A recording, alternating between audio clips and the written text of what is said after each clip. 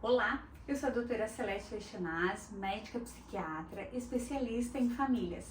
E no Desvendando os Mistérios do Cérebro, hoje nós vamos começar a conversar sobre o autismo. O autismo é um transtorno neurobiológico do desenvolvimento da criança e ela pode acontecer em qualquer fase, porém, geralmente se manifesta a partir dos 2 anos. Uma das coisas bem importantes é que ele é um transtorno neurobiológico, o que significa que podem afetar diferentes órgãos, mas principalmente o sistema nervoso central, no que diz a região do córtex, do sistema límbico e do cerebelo. Isso vai aparecer através das características ou das anormalidades que logo nós vamos falar. Eu quero agradecer por você estar aqui. Se inscreva no nosso canal e compartilhe com seus amigos. O autismo tem uma origem genética poligênica. Isso significa que são vários genes que podem estar envolvidos. Também muitos estudos estão sendo feitos em relação a quais são os fatores ambientais que podem interferir no desenvolvimento desse transtorno. Antes de falar sobre as características, eu gostaria de fazer um comentário. A primeira vez que um médico descreveu esse transtorno foi em 1943. E o médico austríaco Leo Kanner, um homem médico psiquiatra, ele que não teve filhos, observou delicadamente um grupo de crianças que durante vários meses ele foi percebendo que tinham algo que ele chamou de DICA, distúrbio inato do comportamento afetivo, que aparece principalmente no que nós vamos conversar aqui como a principal anormalidade, que é a interação social. Essa é a principal característica que é muito importante que ela seja percebida. As alterações na interação social se dão principalmente na questão do contato visual, mas também pode ser físico e na falta de iniciativa ou da busca de interagir com outras pessoas ou com outras crianças na mesma idade e que busquem interesses com outras crianças naquela idade. A falha na interação social pode ser observada desde os primeiros meses de vida. Você sabia disso? Pois é. Quando um bebê mama no seio da sua mãe, ele não olha para o seio, ele olha para os olhos da sua mãe. De modo que, se o seu filho dificilmente busca os seus olhos ou mantém esse contato visual, fique atenta, algo pode estar errado. Mas preste bem atenção até o final desse vídeo, pois outras características também é importante que estejam associadas a isso. Então, a falta de interação, ocular ou do corpo, ou interesse nas mesmas questões, ou nas mesmas brincadeiras, é uma das coisas que chama muito a atenção. Outro é na comunicação. Uma comunicação que também chamamos de linguagem verbal ou não verbal.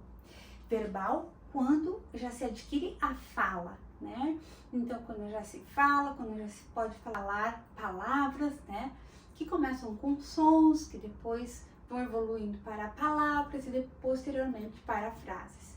E a não verbal é a comportamental. Isto pode estar tendo falhas em diferentes níveis. Algo muito curioso é que a criança, ela já devia estar falando e não fala. E aqui, Celeste, ele tem 5 anos, ele tem 7 anos e ele ainda não fala. Eu estou desesperada. Sim, isso deve lhe causar desespero. Por quê? Porque tem alguma coisa acontecendo. No entanto, se for somente isso, não podemos dizer que é autismo. É importante que outras características estejam também associadas. E algo que nós vamos, acho que eu já vou falar, que é o padrão rígido que é um padrão persistente e resistente. Ou seja, quando a gente fala em comunicação, ele vai falar, por exemplo, ele vai falar sempre a mesma palavra ou o mesmo som, geralmente num contexto que não tem nada a ver com aquilo. Isso deve nos gerar estranheza.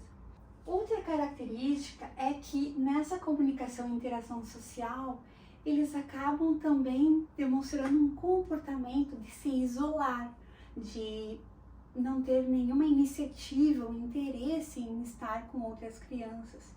Ela pode ter sim iniciativa de querer aquele brinquedo que outra criança quer, mas somente isso, não para brincar com ela. Quando falamos que a alteração na cognição, é muito comum a gente ir percebendo que a criança ela pode até repetir um som parecido, mas ela não interpreta realmente o que ela está falando. Como assim, Celeste? Por exemplo, se eu entregar um livro, tem crianças que gostam de estar folheando livros, e folheiam. No entanto, ela não presta atenção nas figuras, muito menos tem interesse de saber o que está acontecendo. Mas ela pode ficar horas folheando e folheando as páginas de um livro. Isso há de nos chamar a atenção. Outra coisa é que, se ela já está aprendendo a falar e a ler, ela tem uma enorme dificuldade de interpretar ou, inclusive, de depois fazer uma narrativa daquilo que ela está lendo ou daquilo que está acontecendo. Então, isso significa que há problemas na cognição, principalmente quando a gente vai falar na interpretação do que está acontecendo. As crianças, geralmente, que têm autismo, elas têm uma grande facilidade com tudo que é mais abstrato. Por exemplo, na matemática, também muitos têm muita facilidade com o inglês e com todas aquelas situações em que você pode realizar movimentos ou atividades repetitivas. Já quando precisa de uma organização, isso é difícil para elas.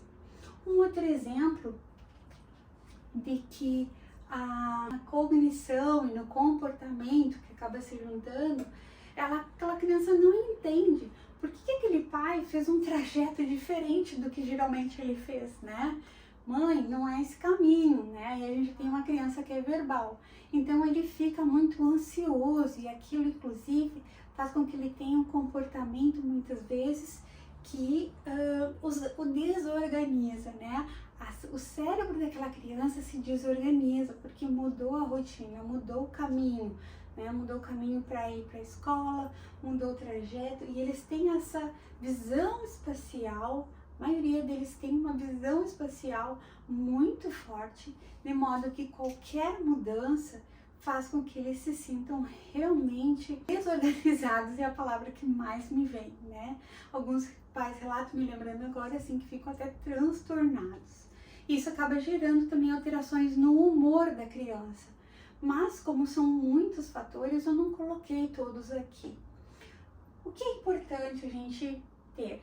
Que essas alterações na interação social, na socialização com os seus, né? Em comparando com uma criança da mesma idade que ela devia estar fazendo, na comunicação, na linguagem falada, escrita, com relação à interpretação, à cognição, com relação aos seus comportamentos, elas adquirem um padrão de rigidez, de resistência e, inclusive, principalmente, de repetição.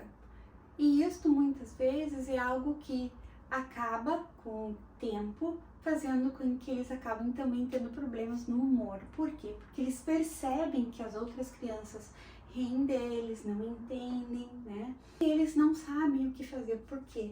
Porque não conseguem interpretar. E para terminar, na interpretação, e que atrapalha bastante essa comunicação e interação social, já a criança, mesmo ela sendo verbal, ou seja, ela ouvindo e podendo interagir um pouco, ela tem uma enorme dificuldade em entender piadas, metáforas ou ironias, então ela acaba ficando perdida. Isso também modifica o humor e piora o isolamento. Bom, por hoje é isso. Espero que vocês tenham gostado e aprendido um pouco mais.